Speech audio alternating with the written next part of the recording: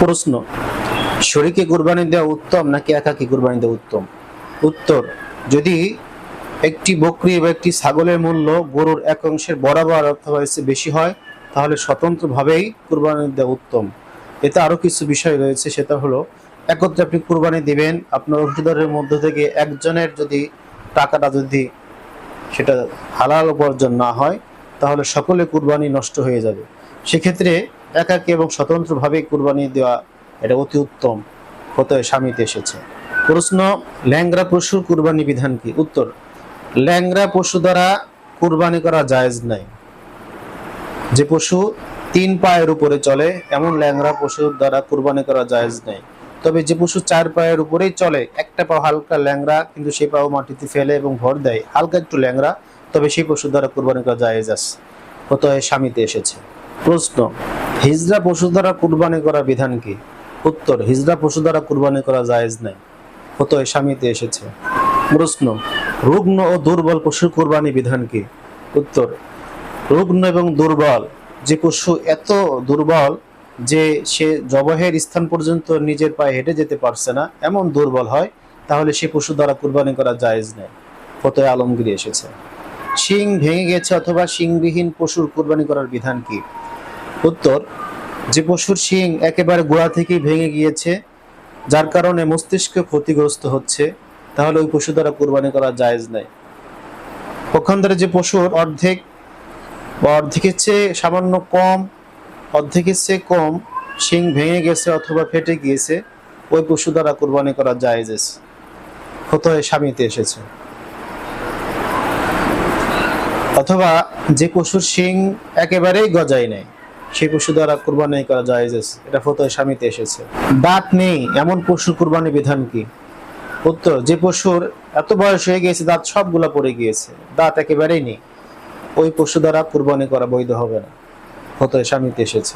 কান বা লেজ কাটা পশুর কুরবানি বিধান কি? উত্তর, যে পশুর কান বা লেজ 3 ভাগের 1 ভাগ অথবা এর চেয়ে আরো বেশি কাটা, সে পশু দ্বারা কুরবানি করা জায়েজ হবে না।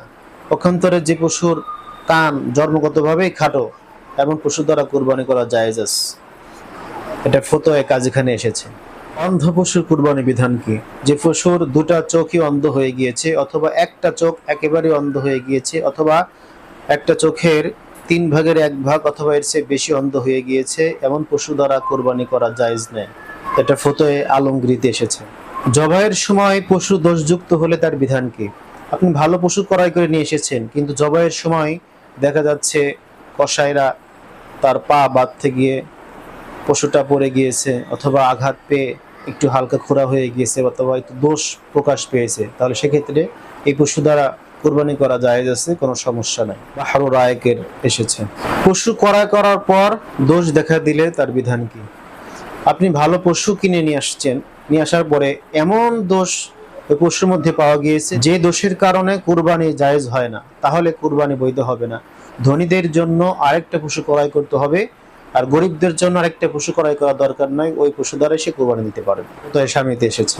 পশু কেনার পর যদি মারা যায়, তাহলে সেক্ষেত্রে তার বিধান কি? উত্তর, পশু কেনার পরে যদি মারা যায়, আর এটা যদি ধনীদের পশু হয়, তাহলে সেক্ষেত্রে ওই ধনী ব্যক্তি আরেকটা পশু ক্রয় করে কুরবানি দিবে। পক্ষান্তরে যদি ওই ব্যক্তি গরিব হয়, তাহলে তাকে আরেকটা পশু ক্রয় করে কুরবানি দেওয়া কোনো বাধ্যকতা নাই বা জরুরি নয়। প্রশ্ন, বন্ধা পশুর কুরবানি বিধান কি? উত্তর, বন্ধা পশু দ্বারা কুরবানি করা জায়েজ আছে। ফতোয়া স্বামীতে এসেছে।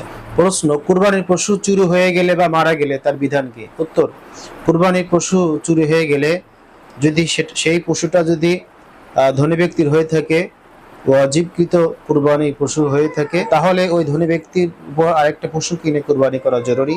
পক্ষান্তরে যদি নফল কুরবানি হয়ে থাকে, তাহলে আরেকটা পশু কিনে কুরবানি করা দরকার নেই। কুরবানি পশু জবেহ সহিহ হওয়ার জন্য 3টি শর্ত রয়েছে। 1 নম্বরে, কুরবানি যিনি দিবেন অর্থাৎ জবেহ যিনি করবেন তিনি মুসলমান হতে হবে। 2 নম্বরে, জবেহ করার সময় আল্লাহর নাম নিতে হবে। 3 নম্বরে, কুরবানি পশুর কণ্ঠনালী এবং খাদ্যনালী আর রক্তনালী সুন্দর করে কাটতে হবে।